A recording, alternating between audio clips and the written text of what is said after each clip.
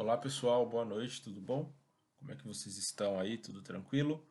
Bom, vamos iniciar mais uma aula aí, né, do nosso plano de estudos. Hoje a gente vai estar falando sobre uma característica extremamente importante dentro do desenvolvimento web, que é saber lidar, né, com o consumo, com o tratamento de múltiplas tarefas dentro da nossa aplicação, né? E aí isso envolve, como eu estava dizendo, o consumo de dados externos, né? Esses dados eles podem ser provenientes, né, de alguma API que está hospedada externamente, pode estar sendo puxado de um banco de dados ou até mesmo de um arquivo do tipo TXT ali dentro da nossa aplicação. Então, esse tipo de cenário geralmente ele é um pouco custoso, ele leva um pouco de tempo, tá? E a gente precisa saber como garantir a melhor performance da nossa aplicação com relação a isso, beleza? De repente, se você já ouviu falar sobre essas situações, você sabe qual é a importância que elas têm dentro do desenvolvimento web hoje em dia, né? Não só do desenvolvimento web, mas do desenvolvimento como um modo geral. E se você não ouviu falar, nós vamos estar debatendo, comentando agora em diante, tá? Para que você entenda aí como a gente pode estar tratando esse tipo de cenário. Bom, o tópico se chama aí programação assíncrona, beleza? E é um tópico que ele é muito interessante porque nativamente o JavaScript ele não é multithread, tá? O JavaScript nativamente ele é single thread, o que significa, né, que ele não consegue fazer aí múltiplos processos simultaneamente, mas foi implementada uma nova característica nos novos ambientes de desenvolvimento aí da stack JavaScript, né, que permite que ele execute esse tipo de cenário, mesmo ele sendo single thread, ele consegue deixar ali uma tarefa sendo executada em segundo plano e ir trabalhando em cima de outras, tá? E aí é bem importante a gente saber como é que isso daí funciona. Bom, em JavaScript a gente tem algumas coisas que são chamadas aí, né, de operações lentas. Como havíamos comentado, podem ser aí consumos de dados a partir de APIs, a parte de processamento intenso de informações, né, de dados no nosso próprio banco que está ali conectado ao nossa aplicação, né, o próprio servidor de banco de dados ali, de repente tem muito consumo para ser feito de dados, muito processamento e ele pode acabar levando um certo tempo para finalizar aquilo. A parte de comunicação, a parte lógica ali, né, da comunicação também pode resultar em algum tipo de delay, algum tipo de demora. Então a gente precisa saber como tratar isso daí e é muito importante que o JavaScript ele não fique esperando o término de uma determinada instrução, né, no caso dessas instruções lentas que eu comentei com vocês, para que ele possa vir e começar a executar uma outra operação, uma outra tarefa. Por que que é muito importante que ele não fique ali esperando que aquilo ocorra, né? Porque de certa forma isso vai acabar desinteressando o nosso usuário. Então, se a nossa aplicação começa a ficar lenta, o usuário ele vai começar a se desinteressar, né? Ele pode chegar a abandonar, parar de usar a aplicação, porque não tem aí um retorno satisfatório a ele, beleza? E a principal técnica que nos permite garantir, né, e afirmar tudo isso daí que a gente tem, que eu estou debatendo com vocês agora, é a utilização de um carinha chamado Event Loop, tá? Que a gente vai entender já já o que, que é esse Event Loop, como é que ele funciona, mas basicamente é ele que nos dá aí a possibilidade de trabalhar com múltiplas tarefas simultâneas, certo? Bom, o que é então o tal do Event Loop? O Event Loop, né, ele basicamente é como se fosse uma sequência de funções que são executadas ali, né, uma rotina, vamos dizer que é uma rotina, que gera aí um fluxo de execução das funções. Essas funções geralmente elas ficam ali armazenadas em uma pilha de invocações, beleza? Que tá ali a tradução, né? Que na programação é chamada de call stack. E aí nós temos duas pilhas. Nós temos a pilha das call stacks, que é onde entram as nossas funções comuns, todas as funções da nossa aplicação JavaScript entram ali, e ali dentro é feito um diagnóstico se de repente tem algum tipo de processamento lento ali, né?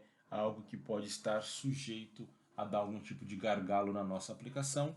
E aí, quando isso daí acontece, ele precisa ser tratado, né? Ele é jogado para o Event Loop, e o Event Loop faz esse processo aí de deixar aquilo ali executando em segundo plano, enquanto a outra pilha vai executando o outro tipo de informação que possa vir a entrar.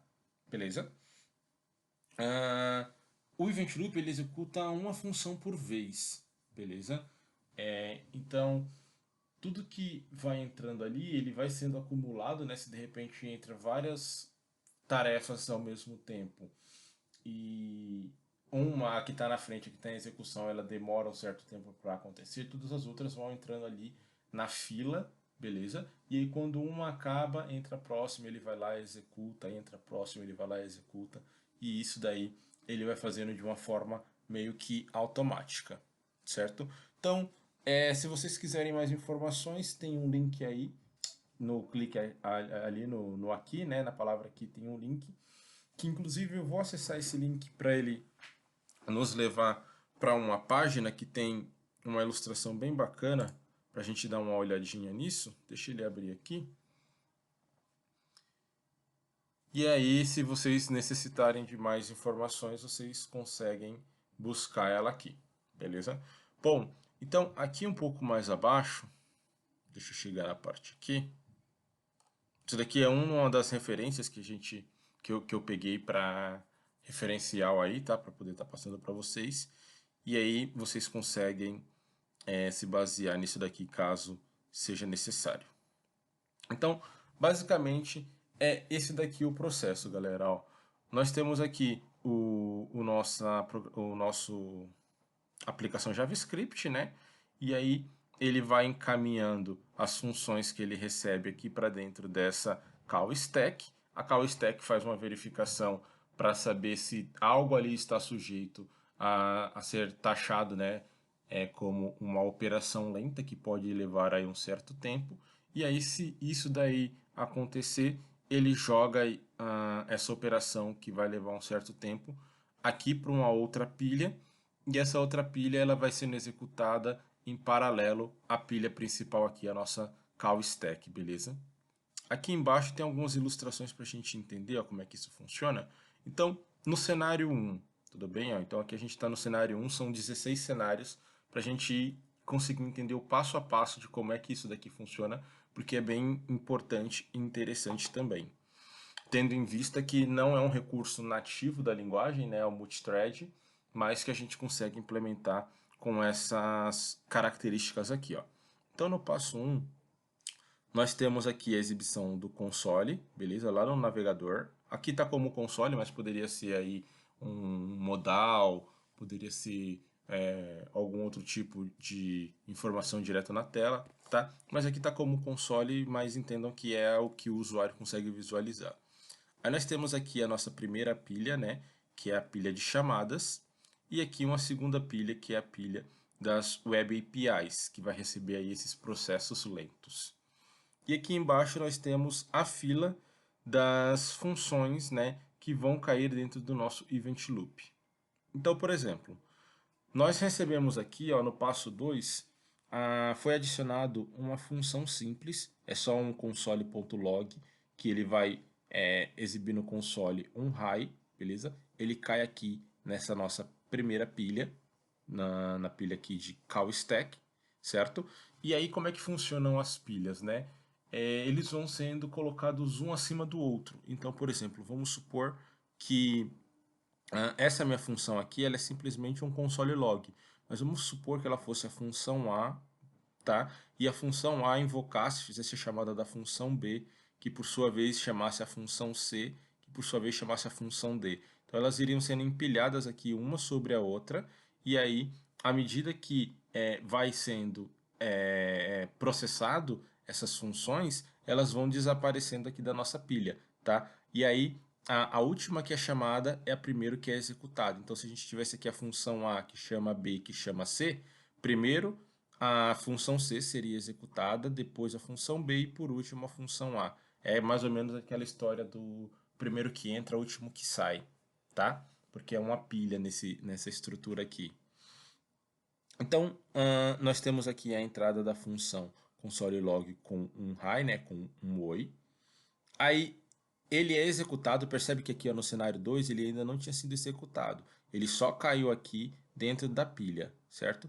Aqui na função 3, ó, na exemplificação 3, a gente já consegue perceber que foi executado. Então ele exibiu aqui em console ó, um hi, tá?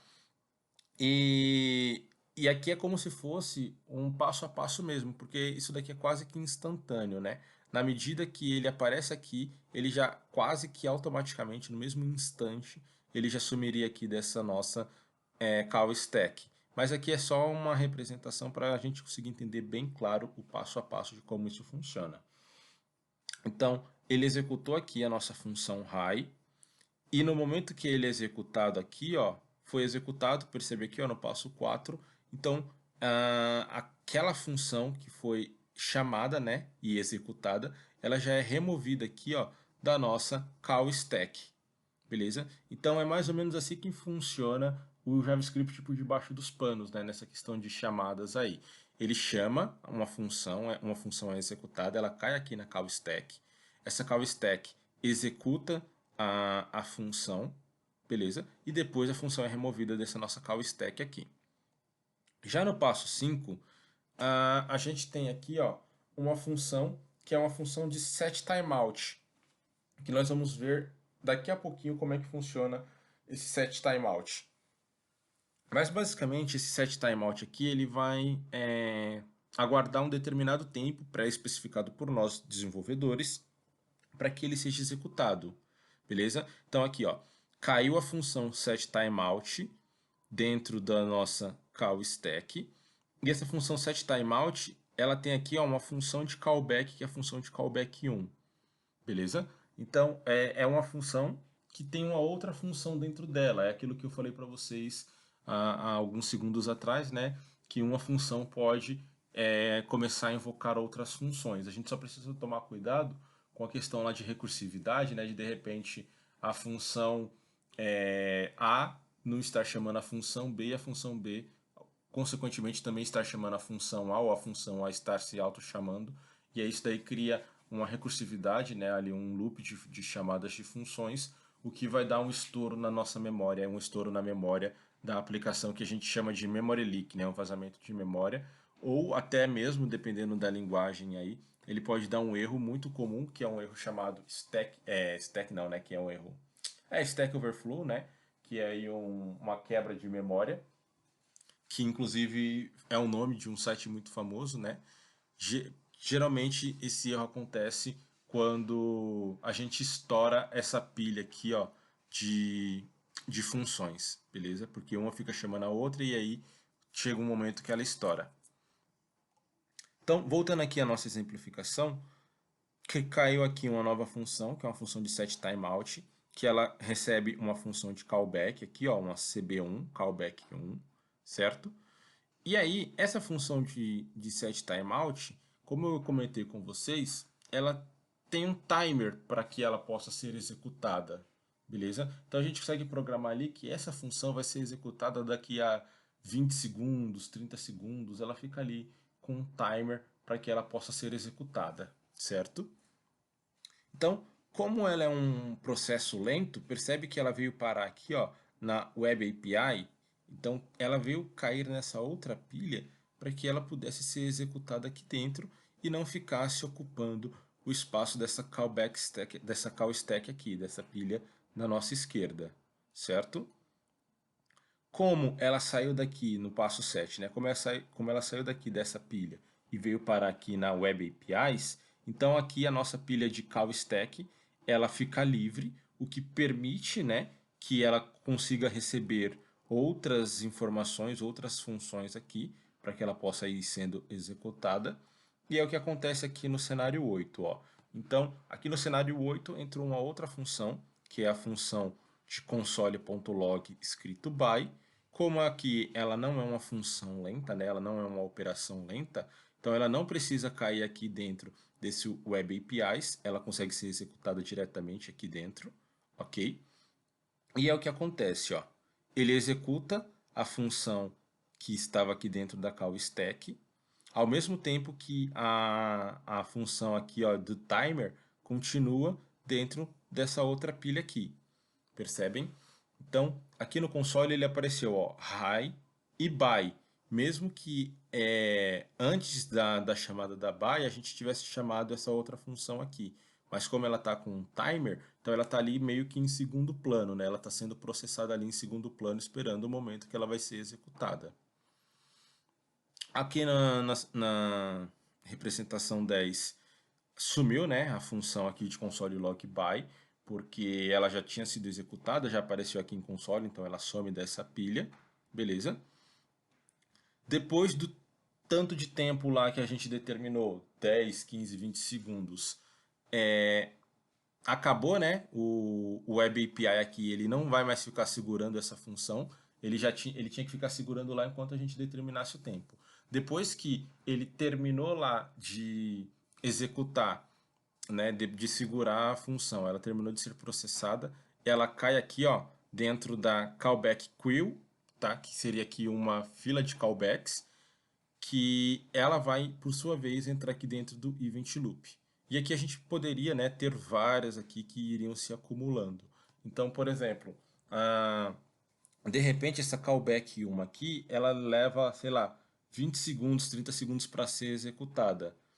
E aí, no período que ela está aqui nessa fila, o Web APIs aqui, que é essa pilha, ela libera outra para cair aqui, então ela tem que ir formando uma fila, né, para que o Event Loop consiga ir executando todo mundo na sequência correta, tá? Bom, a função aqui de callback 1, que era o retorno, beleza? Ó, então aqui, ó, ela era o retorno dessa função aqui que estava segurando, então ela cai aqui dentro da fila, e aí o Event Loop pega só essa função de callback 1, ó, CB1, e joga ela de novo aqui dentro da nossa call stack. Tá? Então o Event Loop ele fica fazendo essa monitoria aí, de quando que ele pode pegar a função e jogar ela aqui dentro, né? Depois que ela for processada, para quê? Para que ela não fique aqui, ó, ocupando espaço de processamento e tal, enquanto essa função aqui de callback 1 não fosse executada, porque aí ela consegue ficar em segundo plano e o restante entrando aqui como entrou o high e o buy, beleza? Aí aqui, nesse exemplo, essa função de callback 1, ó, dentro dela ela tinha um console log, certo? Então, é meio que foi chamado aqui uma outra função que simplesmente vai dar aqui um console log e vai printar CB1, só para servir como exemplo aqui para nós, tá? Ele printa aqui na tela, ó, CB1, então ele executou. Dentro da função de callback 1 aqui, CB1, ela poderia ter o que fosse, mas aqui na exemplificação ela só tinha um console log, e aí ela printou aqui, ó, dentro do console. Consequentemente, depois que isso daqui foi executado, ela some daqui, ela é removida, né? E aquilo que eu comentei com vocês, ela vai, o primeiro que entra é o último que sai. Então, primeiro ela limpou a de console log, viu que não tinha mais nada para ser executado dentro da callback 1, aí ela limpa a callback 1 também, e o resultado fica esse aqui, ó. Beleza? E aqui, por último, é de forma animada, né? É a transição lá de forma animada. Então, vocês conseguem perceber, ó, que primeiro entra lá a chamada da função, né, do método lá, que aparece o high, depois entra um set timeout, que dentro desse set timeout tem a função de callback 1, e a função de callback 1 ela fica sendo executada dali no Web APIs até que ela tenha sido processada. E enquanto isso, o restante das outras funções que não são chamadas aí de funções lentas vão sendo executadas ali na pilha de stack, né? Então, por mais que a gente tenha chamado a função 1 antes da função do by, como a função aqui de callback 1 ela é mais demorada, então ela acabou sendo aparecendo aqui por último. Tá? E é isso daqui, esse ciclo iria continuando para o tanto de vezes que a gente tivesse aí várias e várias funções. tá? Ele iria se mantendo sempre nesse ciclo aqui. Bom,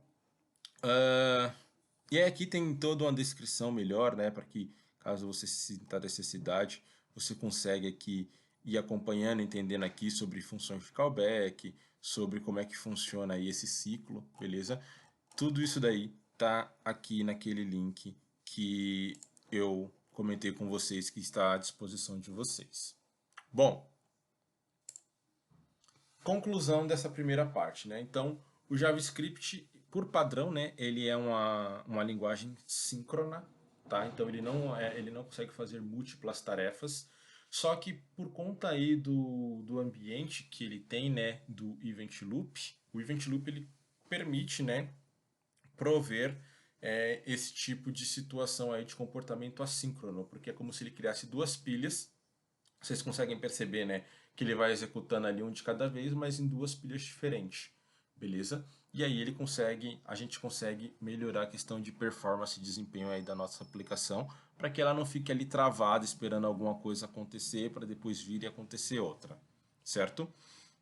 As funções que utilizam as Web APIs, né, elas utilizam lá do Event Loop, como nós vimos. Então, tudo que for ali um processo lento, ele cai lá dentro da outra pilha, que ela fica ali esperando a execução acontecer, para depois ela cair dentro do Event Loop e o Event Loop jogar ela de novo para dentro da pilha principal. Em geral, após a execução no Event Loop, a função executa uma nova função que que basicamente a gente chama de função de callback, né? Então é uma função que chama a outra lá, como nós vimos na aula anterior e como nós vimos nesse exemplo agora há pouco aqui. E aí em relação às funções de callback, então só se você não conseguiu compreender muito bem, mas geralmente as funções de callback elas são funções que são passadas por parâmetro de outra função, beleza? Então é como se eu tivesse uma função e aí nos parâmetros dessa minha função eu recebesse uma outra função para estar sendo executada ali dentro. Isso daí que são as chamadas funções de callback, beleza? Que tal a gente dar uma olhadinha na prática esse tipo de situação aí? E aí daqui a pouco a gente volta para cá e continua a nossa apresentação, tá? Então vou abrir aqui o Visual Studio Code. Deixa eu fechar esse carinha aqui, que é aquele site lá. Vamos aqui no Visual Studio Code. Aqui no Visual Studio Code, eu vou até consertar isso aqui. Isso daqui era de outra coisa que eu estava fazendo. Vou colocar aqui exemplo de timeout. Beleza. E aqui, se vocês perceberem, né, a gente está com o nosso HTML vazio. Então, a única coisa que a gente vai fazer por enquanto é só criar aqui o vínculo do nosso arquivo JavaScript com o nosso arquivo HTML, beleza? Eu vou apontar lá para a minha pasta JavaScript, vou pegar o arquivo script.js, e aí lá naquele arquivo script.js, ele também está vazio aqui para a gente, tá? Então, a gente está aqui com o HTML, que não tem nada, né, a não ser o vínculo com o JavaScript. E no JavaScript ele está vazio. Vamos só dar aqui um console.log para a gente ver se ele está realmente vinculado correto lá. Vou colocar aqui um hello. E vamos mandar abrir isso daqui.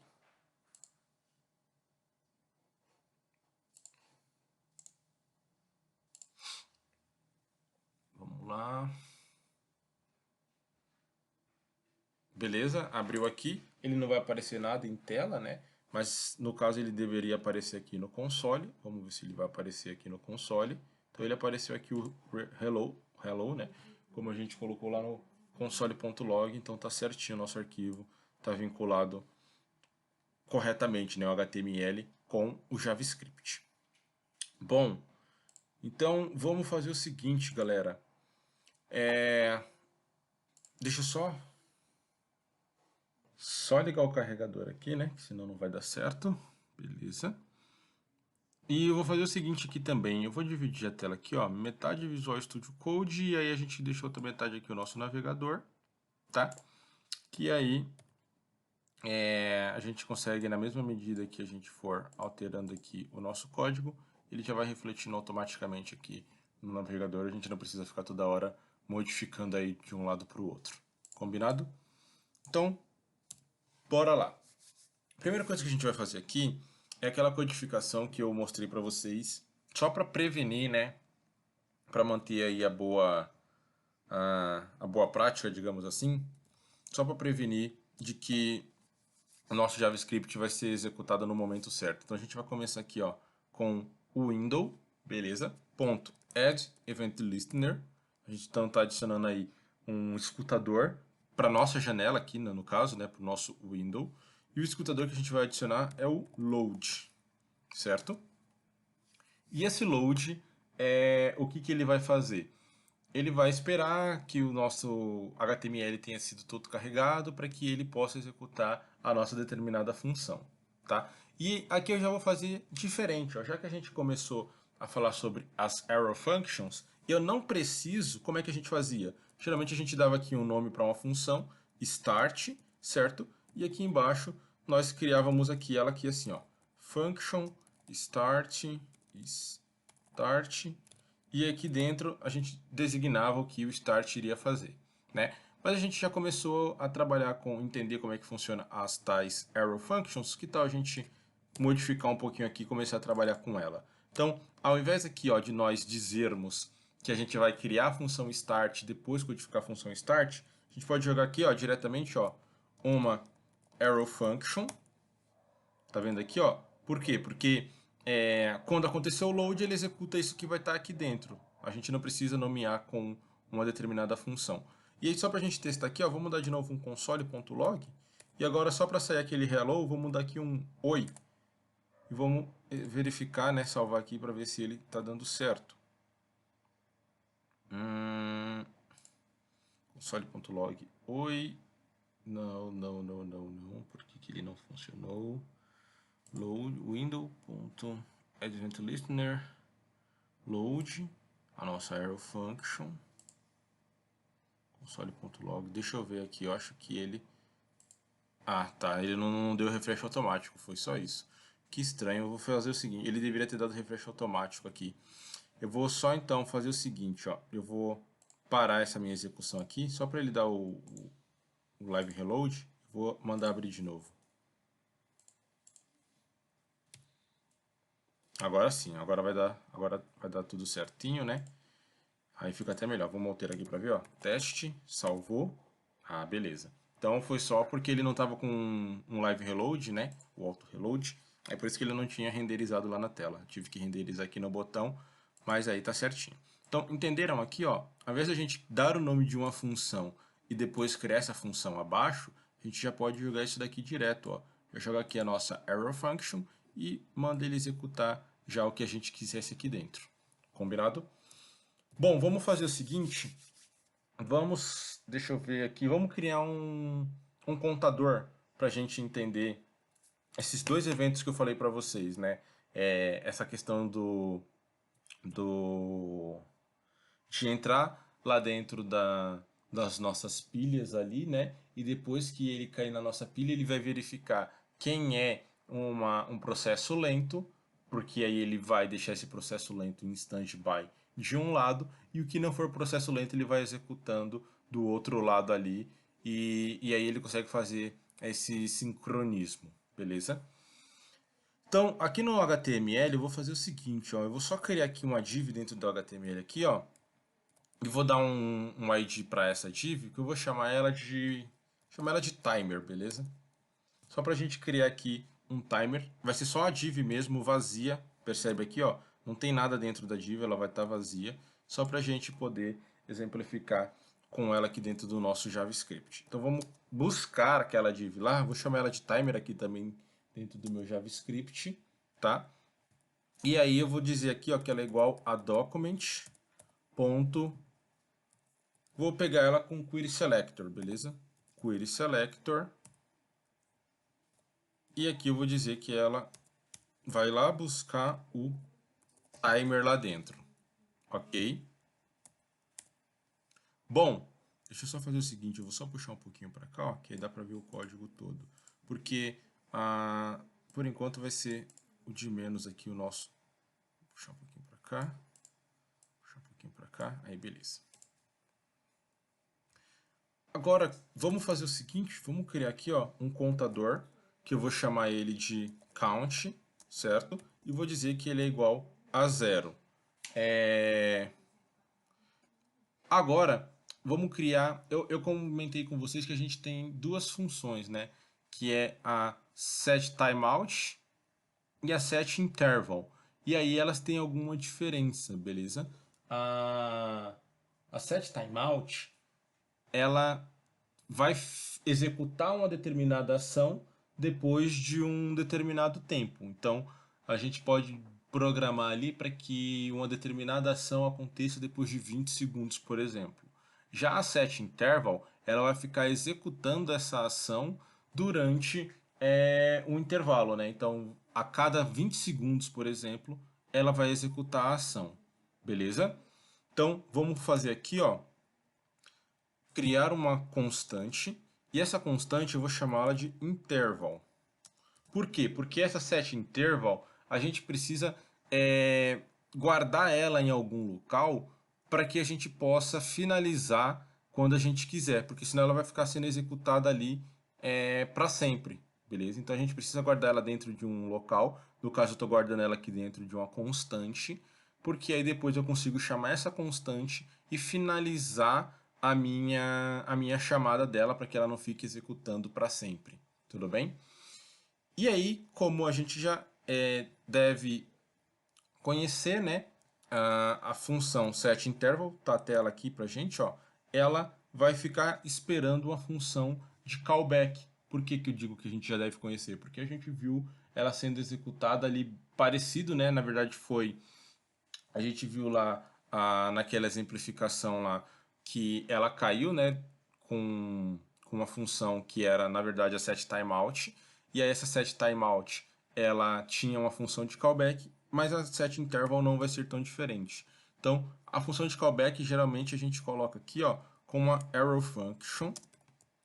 Beleza? Então, vamos colocar aqui a nossa arrow function. E aqui dentro a gente pode colocar o que a gente quiser dentro dessa arrow function que ela vai executar. Para o exemplo ficar bem claro, eu vou fazer o seguinte, ó. Eu vou pegar a minha timer, que quem é meu timer? Meu timer é aquela div que a gente selecionou lá, certo? E vou dar para ele aqui, ó, um text content. Vou jogar direto no console para a gente ver, ó. Console.log. Vou colocar aqui executado, certo?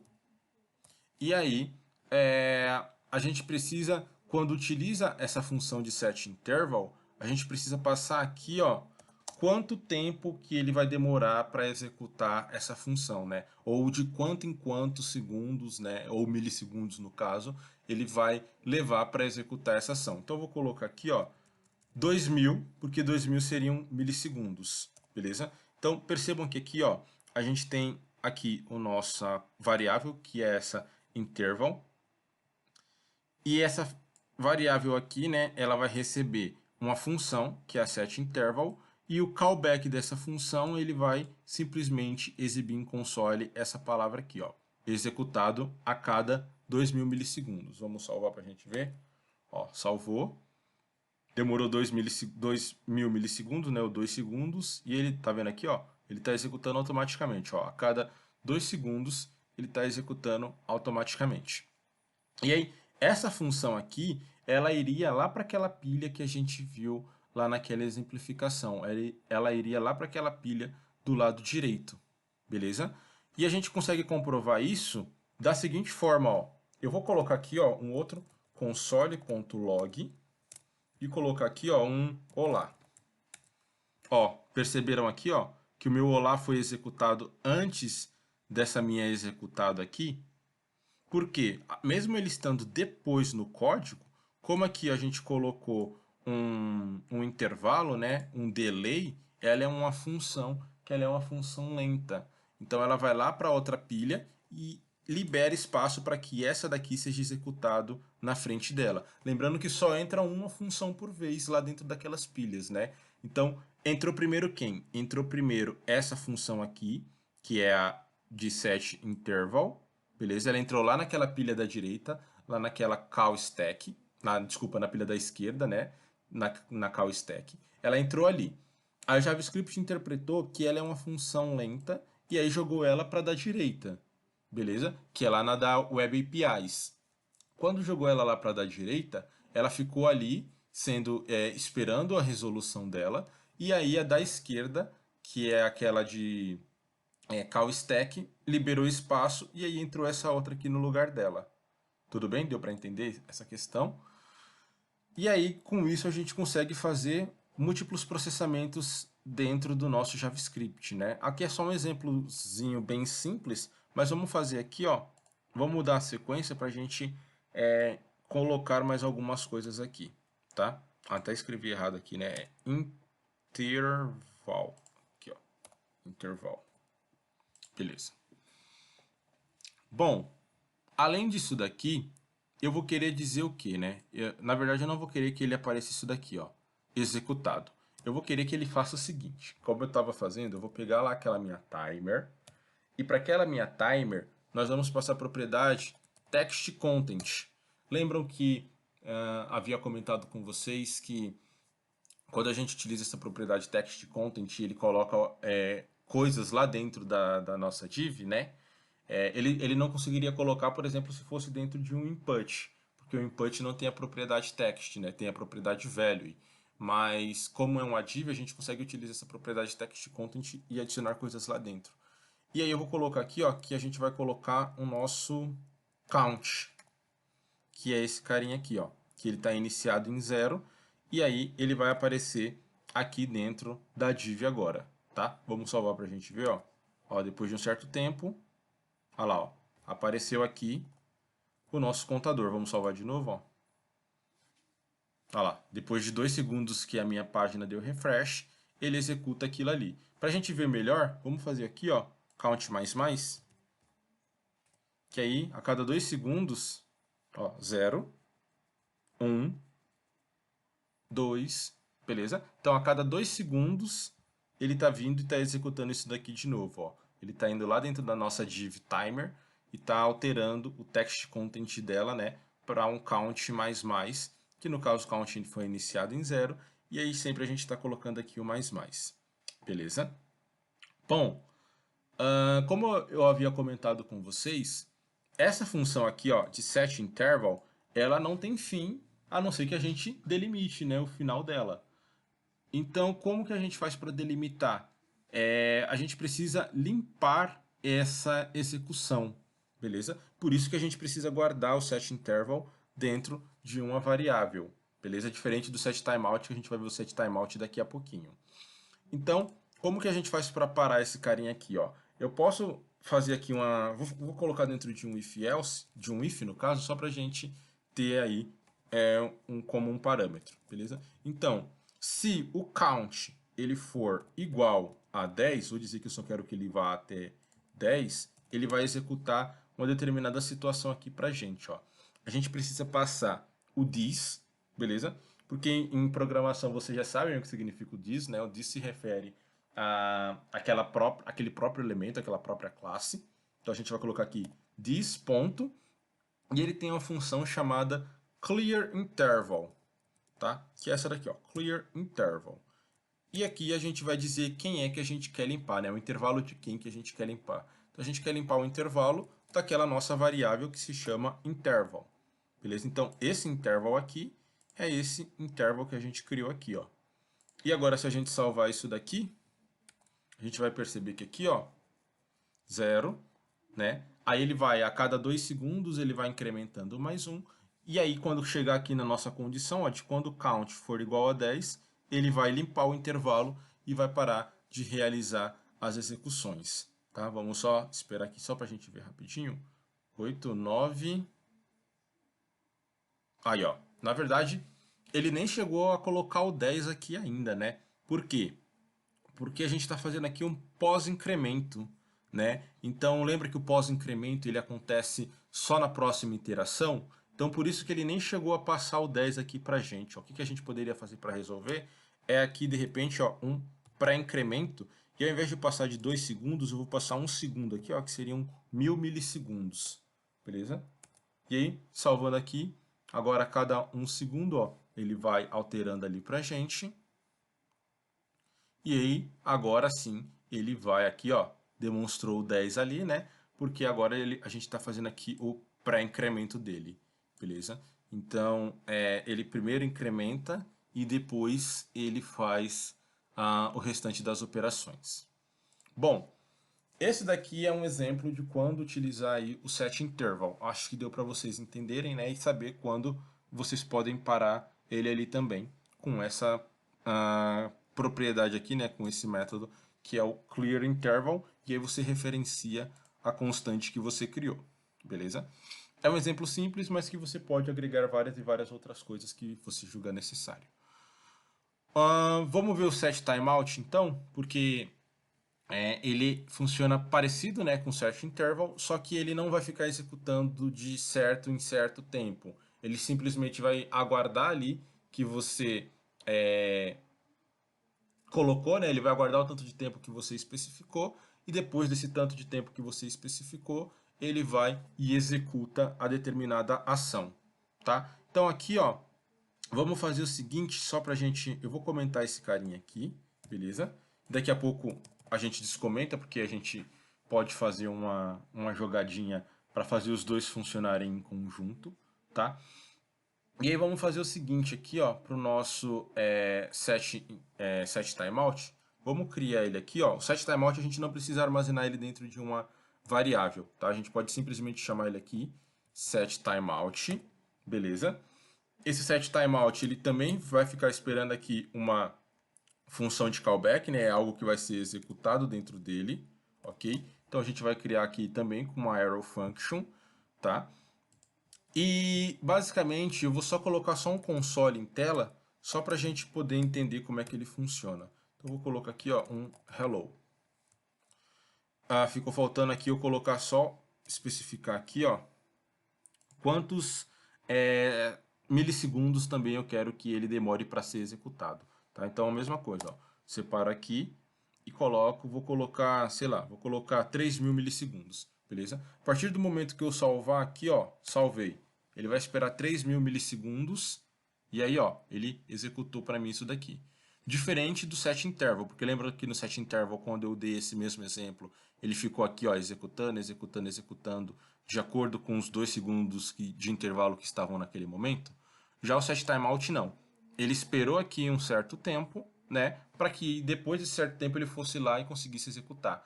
E aí isso daqui nos ajuda bastante em quê, galera? Nos ajuda bastante em, por exemplo, eu poderia aqui dentro dessa função aqui, ó, de set timeout, por exemplo, criar, ao invés de só dar um console log, eu poderia criar uma lógica que fosse até o meu banco de dados, pegasse a informação lá no meu banco de dados e retornasse aquela informação do meu banco aqui para dentro do JavaScript para poder ser exibido em tela, por exemplo. Beleza?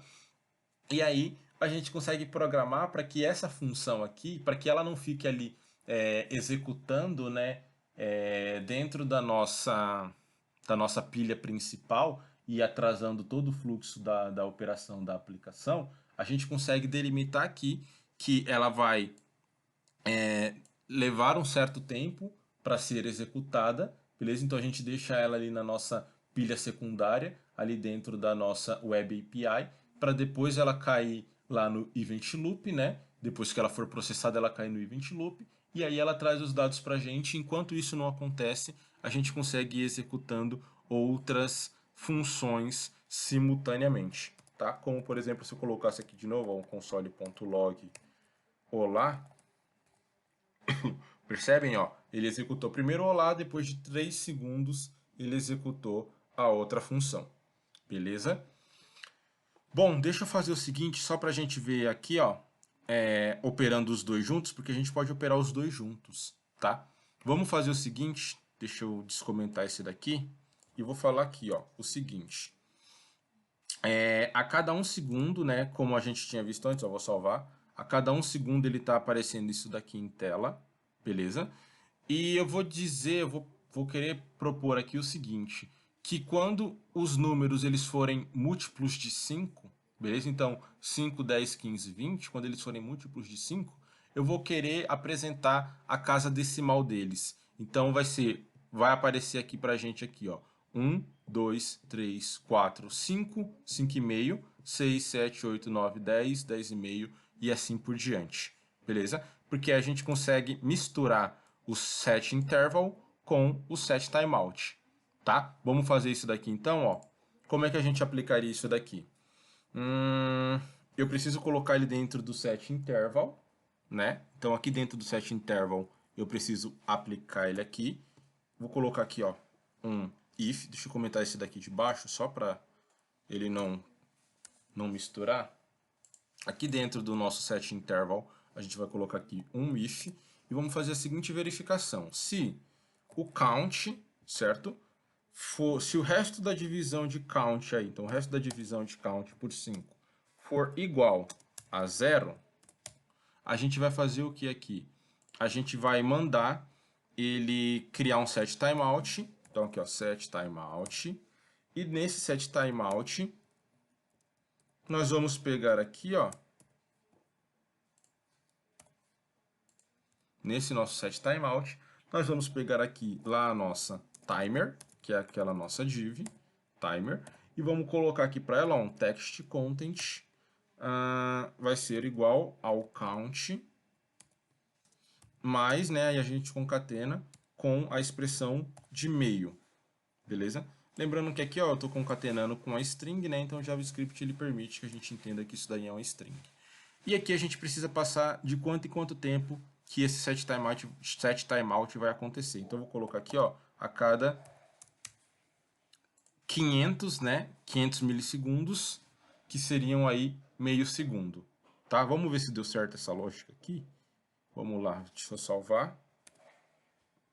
1, 2, 3, 4, 5, 5,5, 6, 7, 8, 9, 10. Beleza.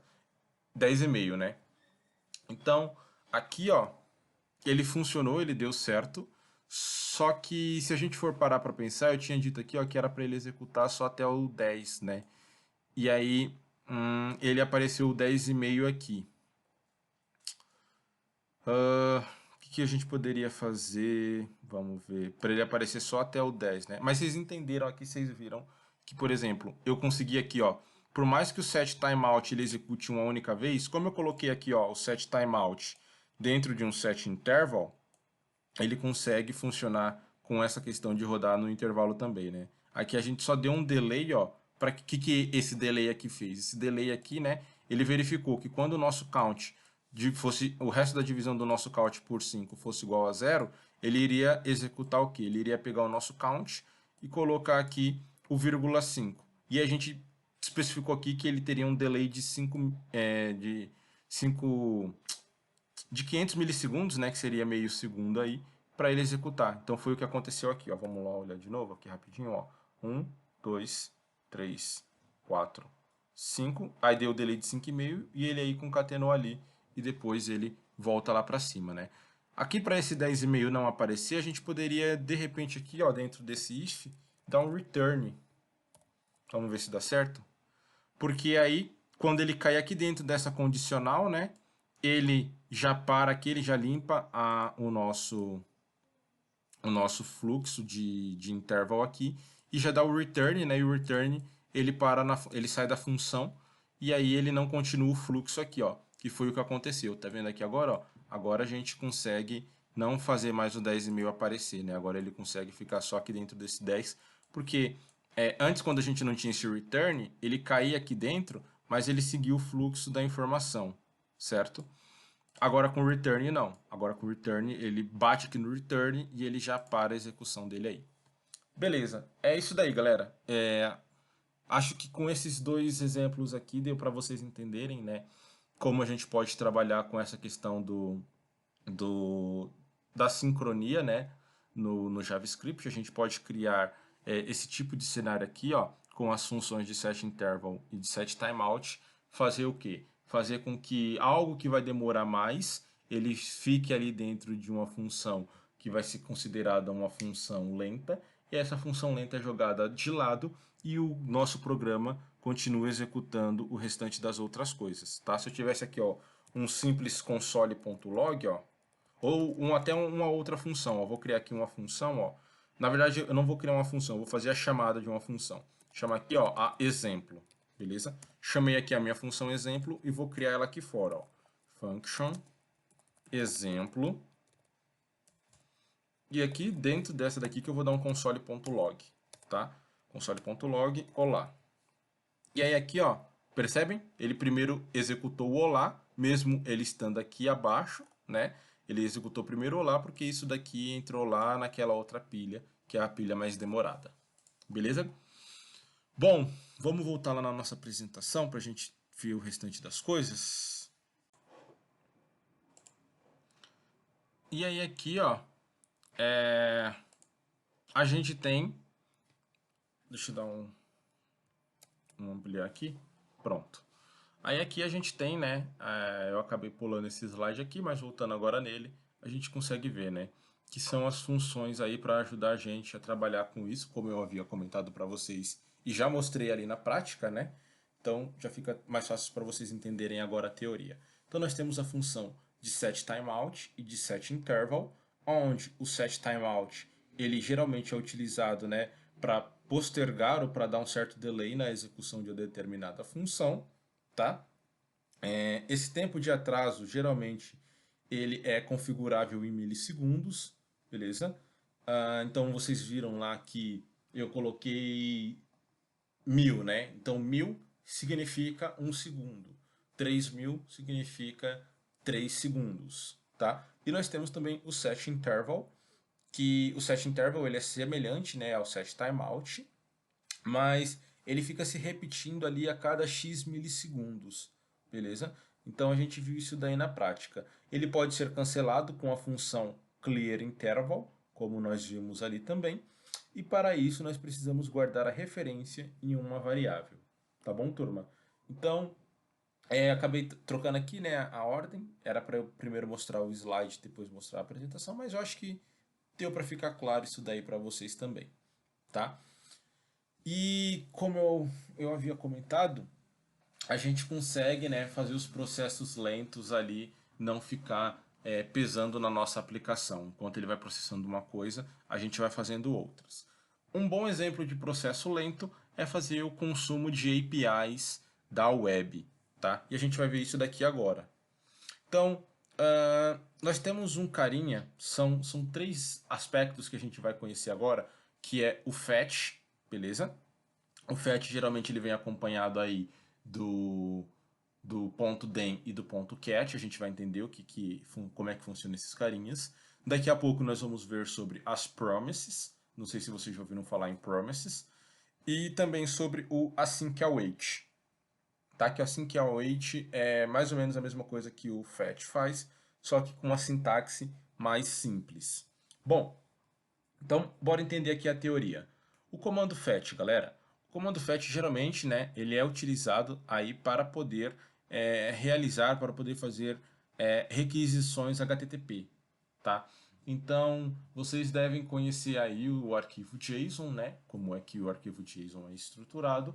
E esse arquivo JSON, geralmente, ele é o que é passado nas requisições HTTP. O que são as requisições HTTP? Tá falando assim, bem por cima. Basicamente, são protocolos que a gente pode utilizar para buscar alguma informação, tá? Buscar essa informação em outros sites, né? Em outras APIs públicas ou privadas também, né? Só que privadas a gente precisa ter uma configuração um pouco diferente. A gente pode utilizar esse verbo HTTP também, essas requisições HTTP, para trabalhar com um simulador de transição, que é, por exemplo, tem um muito famoso que é o Insomnia, ou tem também o Postman, né? Que a gente simula lá as rotas dos nossos endpoints. Então, por exemplo,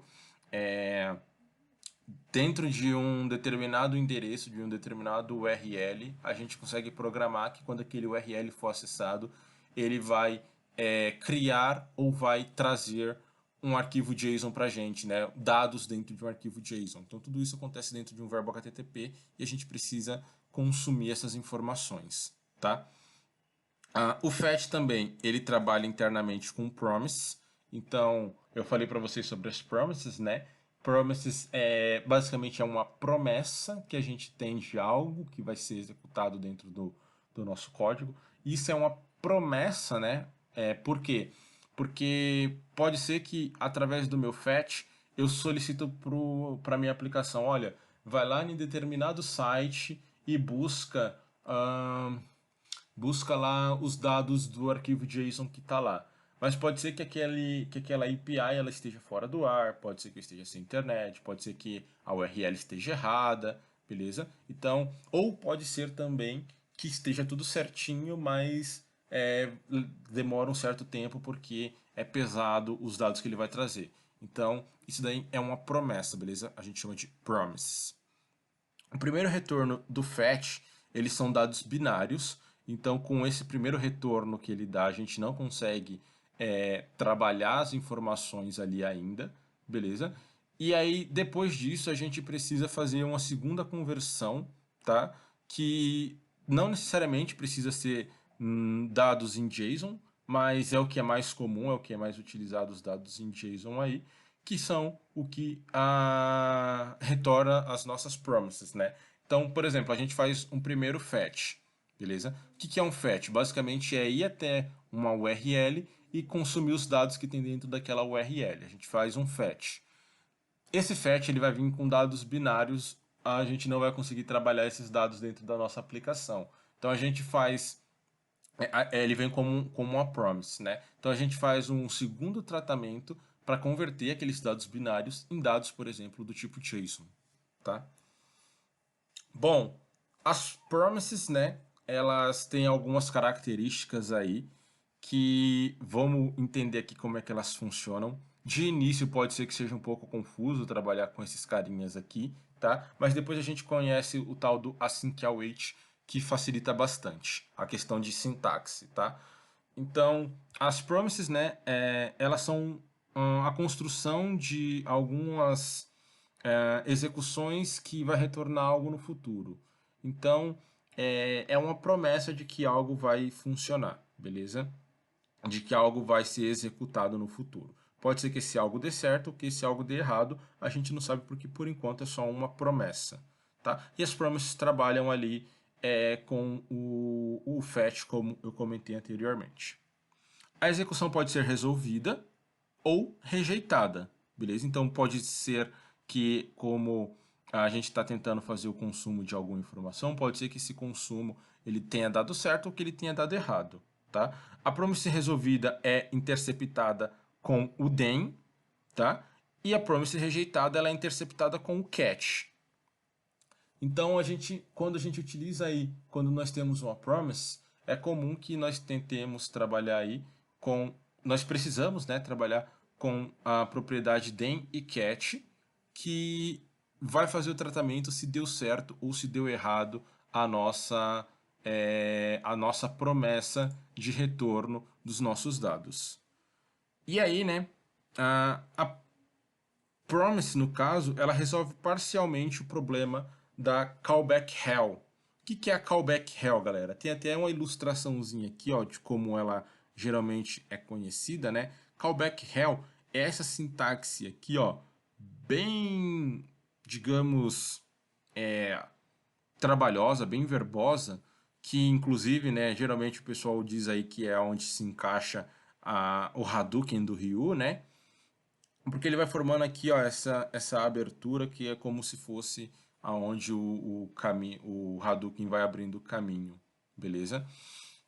Então, o que, que é essa callback hell, como ela é chamada? Se vocês conseguirem visualizar aqui, ó, basicamente ela é um monte de função, tá?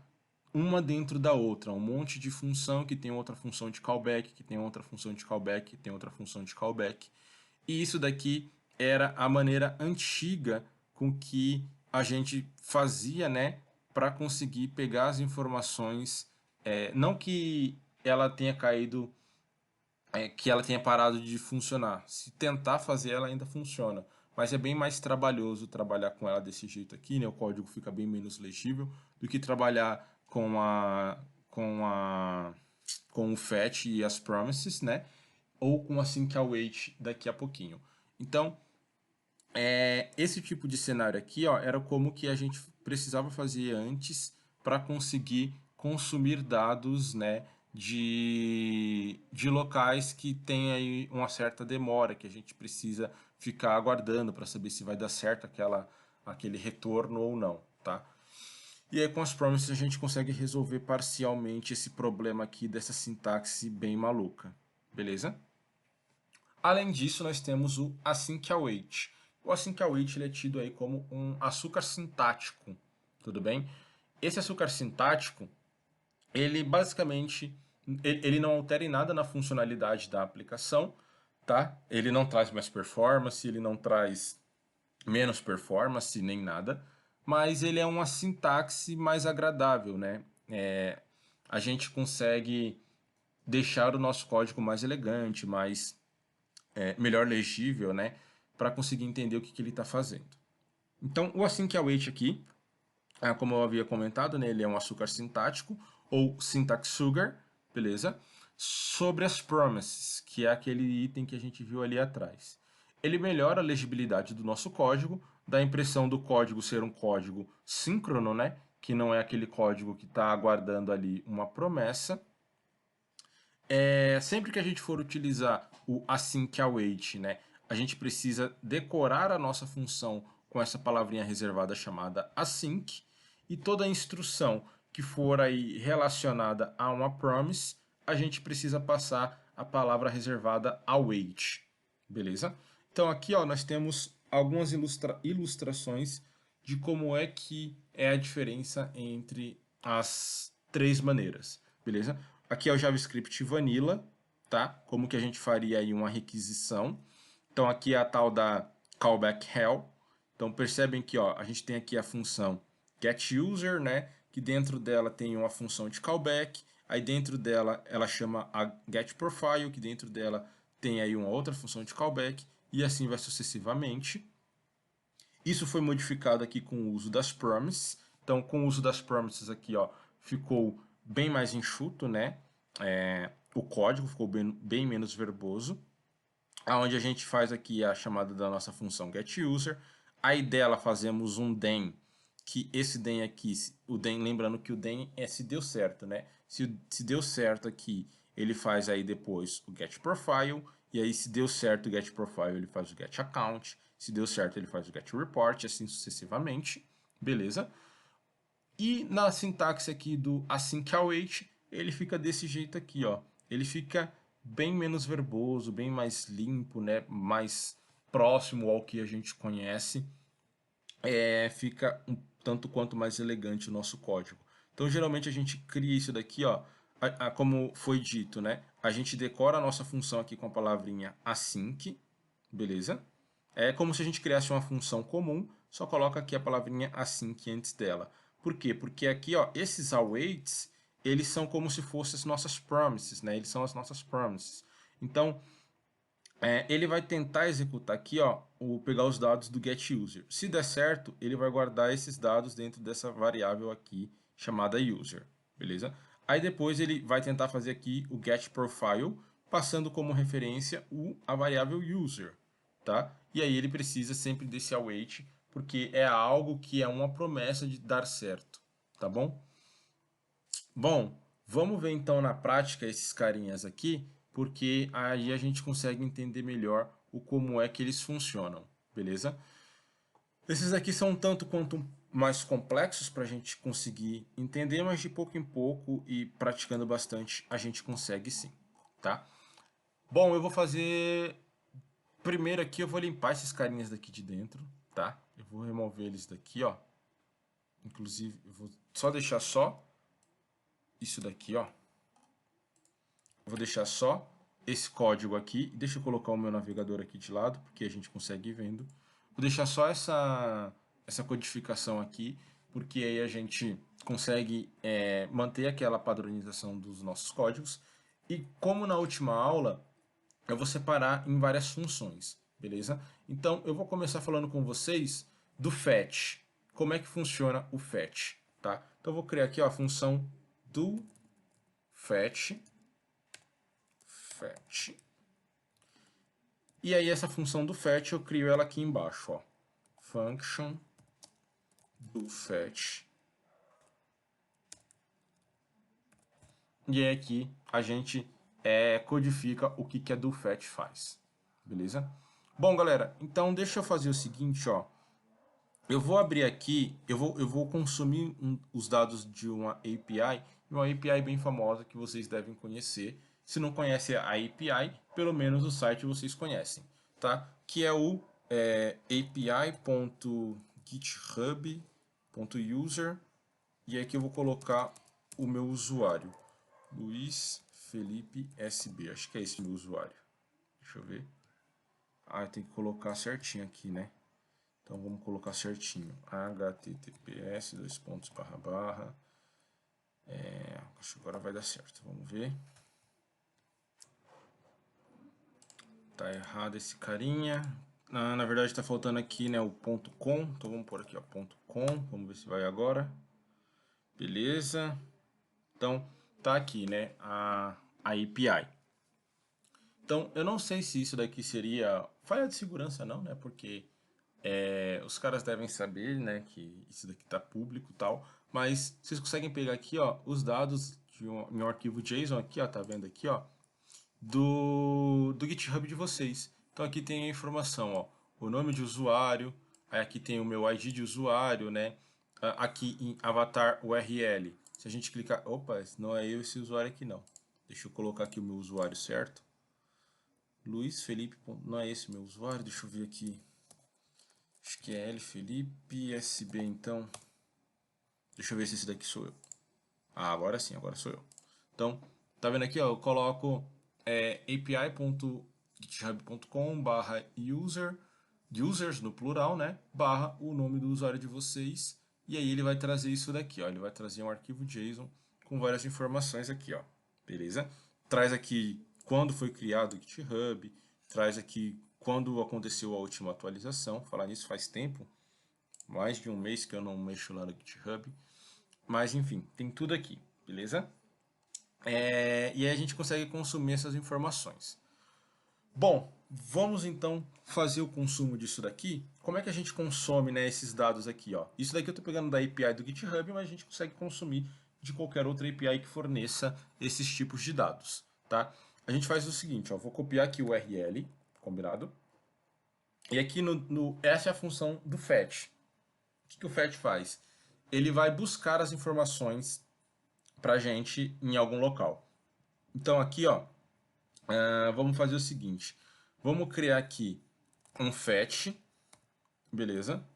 Esse fetch aqui, a gente vai colocar aqui dentro dele, ó, o local da onde a gente vai consumir os nossos dados. Então, ó, a minha função do fetch vai fazer um fetch, beleza? Que é ir buscar em algum local as informações. A gente passa aqui o local onde ele vai consumir. E aí aqui a gente precisa passar aquela situação que eu falei para vocês, né? Se der certo, ele faz algo. Se der errado, ele faz outra coisa. Que é aquilo que a gente viu com o then catch. Geralmente a gente pode colocar aqui na mesma linha, ó, ponto then. E aí esse ponto DEM a gente coloca as coisas que a gente quer fazer.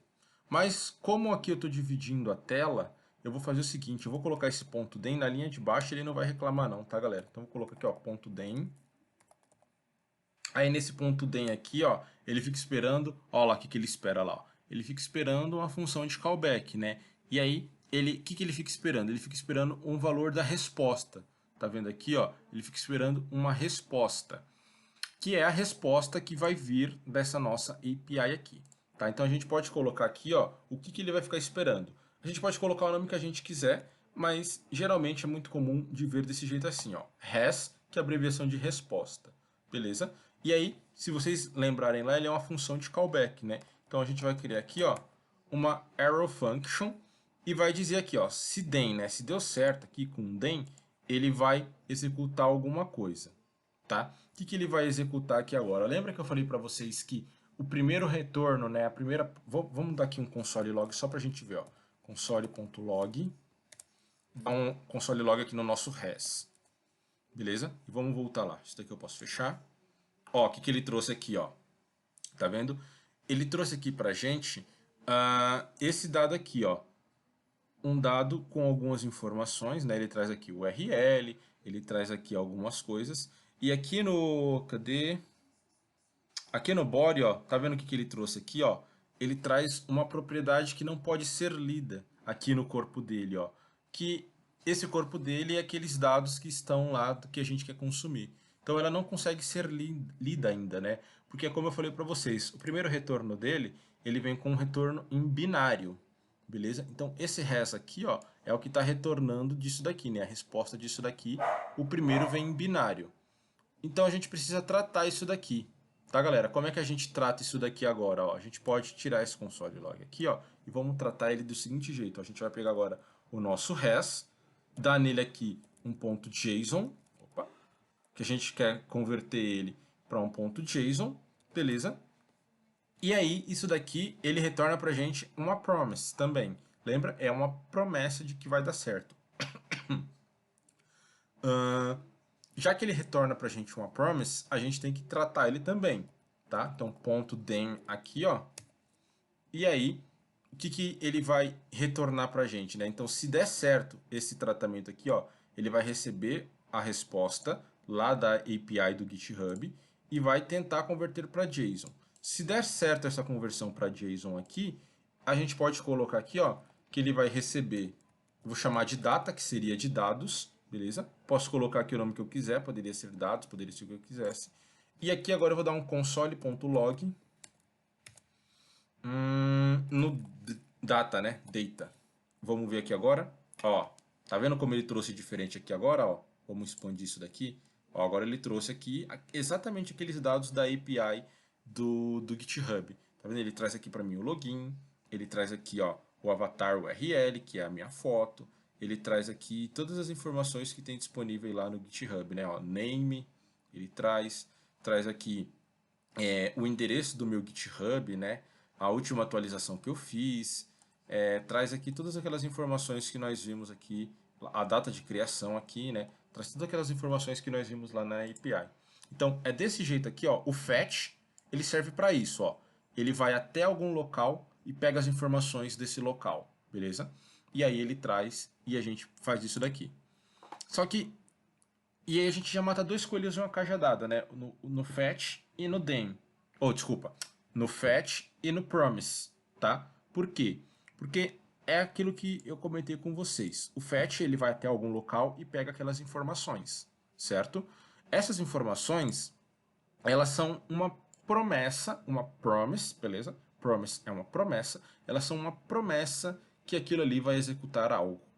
E aí, essas promessas, essas promises, a gente precisa tratá-las com o den. Então, o fetch busca, o den trata. O fetch busca, o den trata. Beleza? E aí, a gente tem aqui, né, o tratamento da nossa promessa, o tratamento da nossa promise. Beleza, galera?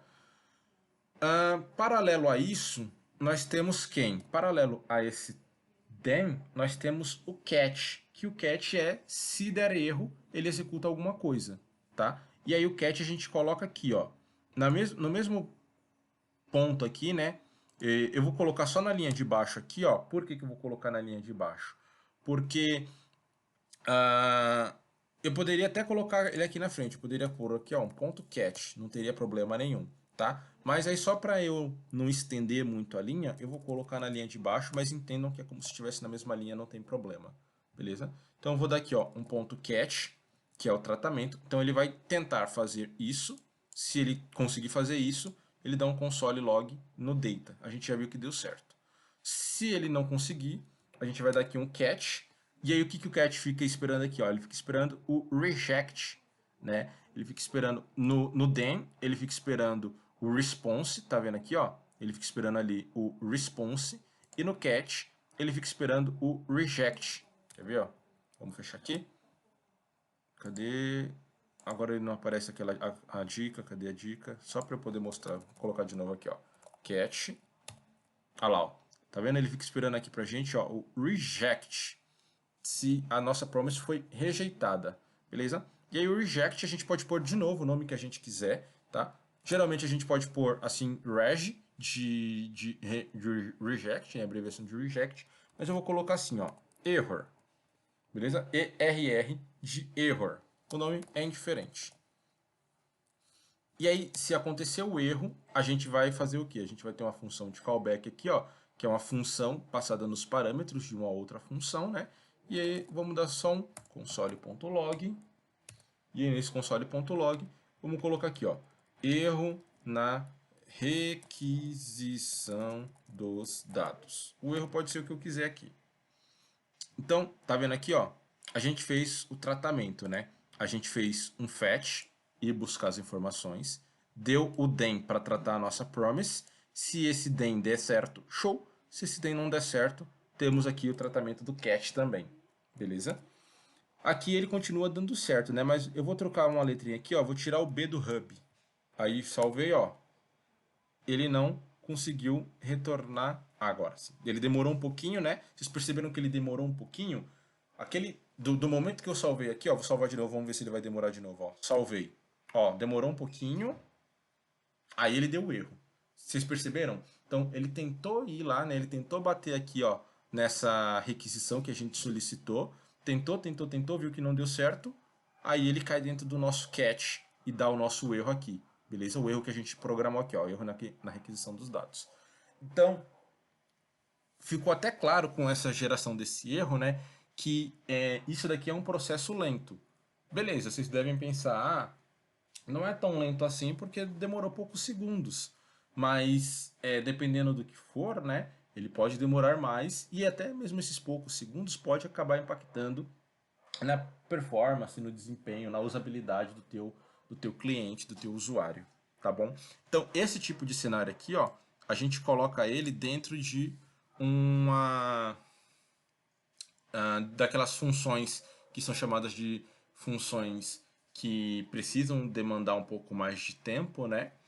Porque chamadas de funções lentas, porque enquanto elas vão sendo executadas, a gente nem sabe quando que elas vão acabar, né, de serem executadas, mas enquanto isso, outras coisas vão sendo executadas na frente do JavaScript, na frente ali da lista do JavaScript, beleza? Bom, galera, eu espero que tenha dado para vocês entenderem aqui um pouquinho de como é que funciona essa questão aqui das promises, beleza? E principalmente do fetch, né? O fetch aqui, eu espero que vocês tenham conseguido entender um pouquinho como é que ele funciona. É com essa sintaxe aqui assim mesmo, tá? A gente dá um den para poder buscar o dado, a gente dá um fetch, né, para poder buscar o dado, dá um den para tratar a nossa promise, e aí se der certo ele fica no den. Se não der certo, a gente joga aqui dentro do catch, que o catch vai tratar aquela promise também. Beleza? Uma alternativa a isso, como eu falei para vocês, uma alternativa a isso que nós temos é do async await, que é o tal do açúcar sintático. Tá? Deixa eu só consertar aqui, ó, o B do GitHub, para ele voltar ao normal. Vocês perceberam que ele deu um delayzinho aqui também? Ele não foi imediatamente, né? Porque é o tempo que ele demora para ir buscar lá a requisição. E aí eu vou fazer aqui, ó, vou chamar de do fetch async, beleza? Pra gente saber que agora a gente vai estar falando do async await. E aí, ele basicamente vai fazer a mesma coisa do que esse que a gente fez aqui, ó, só que em uma sintaxe um pouco diferente. Vamos fazer ele aqui, ó, function, né? Eu já passei aqui a chamada dele, a invocação dele aqui em cima. Então aqui a gente vai criar ele, ó, function do fetch async. E aí, aqui a gente vai agora trabalhar com async await, que é uma sintaxe diferente desse carinha aqui, ó. Bom, como eu falei para vocês, todas as vezes que a gente quiser utilizar a palavra async, a gente precisa condecorar aqui, né? Decorar a nossa função com o... Desculpa, toda vez que a gente quiser usar o await, a gente precisa dizer que a nossa função é do tipo async, de assíncrona, beleza? Então vamos passar aqui, ó. Ela vai ser uma função async, ok? Essa função async, o que ela vai fazer? Como no exemplo que eu mostrei para vocês no PowerPoint. A gente vai criar aqui uma constante, que eu vou chamar ela de res, a mesma coisa que eu chamei aqui em cima, ó, tá vendo aqui, ó? A gente vai chamar ela de res, e vamos dizer que essa res, ela vai ser igual a o quê? Vai ser igual a um await, tá? E esse await, ele vai apontar para nossa URL aqui, ó. Vou copiar a nossa URL, vou colar ela aqui dentro. Beleza. Vou dar o ponto e vírgula aqui só por costume, mas lembrando que isso não é necessário, tá? E aí, ó, percebam que aqui, turma, o que que a gente fez, ó? A gente deu aqui, né, o comando para quê? Ficou faltando só um fetch aqui, ó. Fetch. Agora sim. A gente deu aqui o comando de fetch, né? Que é esse mesmo comando que a gente deu aqui em cima, ó. Deu o comando de fetch para ele ir até a nossa URL consumir a nossa API. E aqui, ó, a gente deu uma await. Por quê? Porque a gente sabe que isso vai demorar um pouquinho, tá? Então a gente deu ali, ó, espera. É uma nova maneira da gente escrever, né? Então aguarda, né? Espera até que isso daqui consiga ser resolvido, tá? E aí é que a gente define que a nossa função é assíncrona, com async, né? Para que o JavaScript consiga interpretar que ele tem que esperar um pouco isso daqui acontecer, beleza? Aí tá, ele vai tentar ir lá na API, consumir os dados e vai guardar aqui dentro desse res. Aí o que a gente pode fazer aqui agora? Ó? A gente pode criar uma outra constante, que eu vou chamar ela também de data, porque só para comparar que é o mesmo dado que eu criei aqui em cima, tá? E vou dizer que ela é igual ao que agora? Ela é igual a um await, né? Porque eu acho que isso daí pode demorar um pouco. Res.json. E aí aqui a gente dá só um console.log para a gente comparar. Vou dar um console.log em data.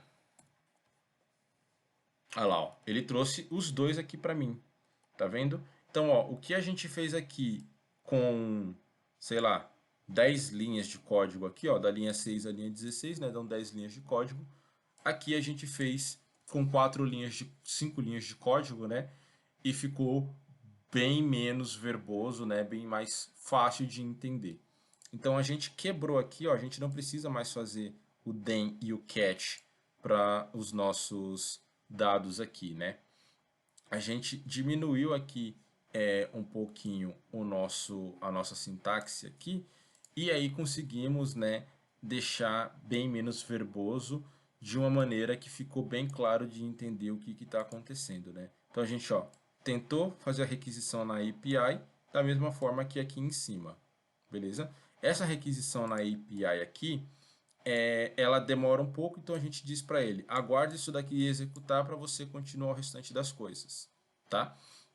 E é o que a gente fez aqui, ó. A gente colocou, só que aí a gente tratou aqui com um then, que é um pouco diferente, né? Então a gente tratou a nossa promises aqui com um then e aqui a gente tratou ela com um await. Lembrando que a promise é uma promessa de que algo vai acontecer, a gente só não sabe quando, tá? Então a gente tratou aqui com um then, aqui a gente tratou com um await. O resultado disso daqui, né? A gente guardou aqui, ó, dentro dessa variável que a gente chamou ela de res, que é a mesma coisa do que a gente fez aqui, ó.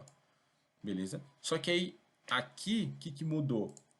Já que eu guardei dentro dessa variável, eu não preciso aqui, né? O then ele necessita de uma função de callback. Quando a gente trabalha com async await, eu não preciso de uma função de callback. Então, eu posso simplesmente aqui, ó, criar uma outra constante e dizer que essa constante ela vai fazer o quê? Ela vai fazer isso daqui, ó. Ela vai tentar pegar aqui o nosso res e converter ele para um JSON. Beleza? Se der certo, né, ele atribui aqui dentro de data, tá? E aí, como a gente não está usando o then, a gente não precisa dessa função de callback também, né, que aí diminui já um pouco de linha. Mas continua funcionando da mesma forma. Percebam que aqui a gente trouxe os dois, né? A gente trouxe tanto o dado que está sendo puxado com o fetch, tanto o dado que está sendo puxado... Quer dizer, ambos estão sendo puxados com o fetch, no caso, né? O fetch é quem vai lá buscar. Mas a gente está trazendo os dados tanto com quem a gente faz o tratamento da promise com then, como de quem a gente faz o tratamento da promise com o async await, tá? E se eu erro aqui alguma coisa na minha requisição, ó, dei ali um erro, percebem aqui, ó, eu alterei aqui, ó, a letrinha aqui, né, para que ele pudesse dar um erro na requisição, e aí aqui, ó, ele não traz nada pra gente, né? A gente até poderia fazer esse tratamento de que Se ele não conseguir buscar, a gente demonstra qual é o erro da API, né? Só que percebem que aqui, ó, diferente do que aconteceu no anterior, se a gente erra aqui no anterior, ó, vamos esperar ele responder aqui. Beleza, respondeu. Então, ó, se a gente erra aqui no anterior, percebam que ele já diz aqui, ó, que ele não conseguiu ter acesso, né, ao dado, tal, traz todo aqui o erro, e aí ele já está trazendo aqui para a gente, ó, com o catch, o erro que a gente pré-definiu lá. Como assim que ele não traz isso, né? Ele só traz aqui que deu uma falha lá, ó. Então ele traz aqui que ele deu uma falha pro fetch, né? Aí se a gente quiser colocar uma mensagem de erro personalizado, a gente tem que tratar isso. Mas enfim, são duas formas de chegar em o mesmo resultado. Quem define qual vocês preferem trabalhar são vocês mesmos, tá bom? Isso daqui não vai fazer muita diferença não. O importante é vocês chegarem no resultado. Bom, galera, em relação ao que a gente tem que ver aí, né, de JavaScript moderno, é isso, beleza? Então a gente já está vendo aqui, ó, que a gente está consumindo os dados lá da nossa API. E esses dados aqui agora, eles são do tipo JSON, que é aquele mesmo tipo que a gente estava vendo lá na aula anterior, né? Só que ali a gente estava em um arquivo diferente e agora a gente tem tudo guardado aqui dentro, ó, desse carinha aqui, ó. Ah, já está aqui, na verdade, já está aqui em console, né? A gente está guardando tudo aqui dentro, ó. Aí a gente consegue desestruturar, trabalhar com eles e tudo mais, né? E aqui a gente está fazendo um consumo da API do GitHub, mas a gente poderia fazer de qualquer outra API, inclusive daquela que eu demonstrei para vocês na aula anterior, beleza? Aí fica ao critério e à necessidade de cada um de vocês, de acordo com o que vocês precisam de fazer de consumo de informação, tá? Mas basicamente é isso. Bom, vamos finalizar a aula de hoje por aqui, tá? Se vocês tiverem alguma dúvida, não esqueçam de anotar, me chama no chat, chama o professor Fabiano no chat, pergunta pra gente o que, que vocês não entenderam, vamos debater aí, né? Eu acho que, assim, esses carinhas aqui são as partes mais complexas de entender aí o JavaScript, beleza? O restante é, digamos assim, é moleza. Isso daqui é a parte mais complexa para a gente conseguir entender, né? Que é trabalhar com assincronismo, né? Executando várias coisas ao mesmo tempo, buscar dados de APIs externas, né? E aí tem que fazer o tratamento aqui com promises e tudo mais. E percebam que aqui a gente não criou, né, aquele nosso callback hell, porque se fosse no JavaScript antigo, a gente ia fazer aquela sintaxe, né, que caberia aqui a magia lá, o Hadouken do Ryu, né, que ele começa aqui do lado e aí por conta da indentação ele vai ampliando, depois ele vai voltando aqui, fechando tudo, né. A gente conseguiu deixar o nosso código bem mais enxuto do que se fosse daquela maneira, e aqui com a sync await ele fica até menor. Aí fica só o critério de vocês escolherem qual vocês preferem mesmo, beleza? Bom, na semana que vem a gente já começa a entrar aí direto no React, de fato entrar em React, tá? E aí a gente vai começar a compreender como é que a gente consegue aplicar isso daqui lá dentro do React, galera. Bom final de semana para vocês e a gente volta a se encontrar na semana que vem. Valeu, pessoal.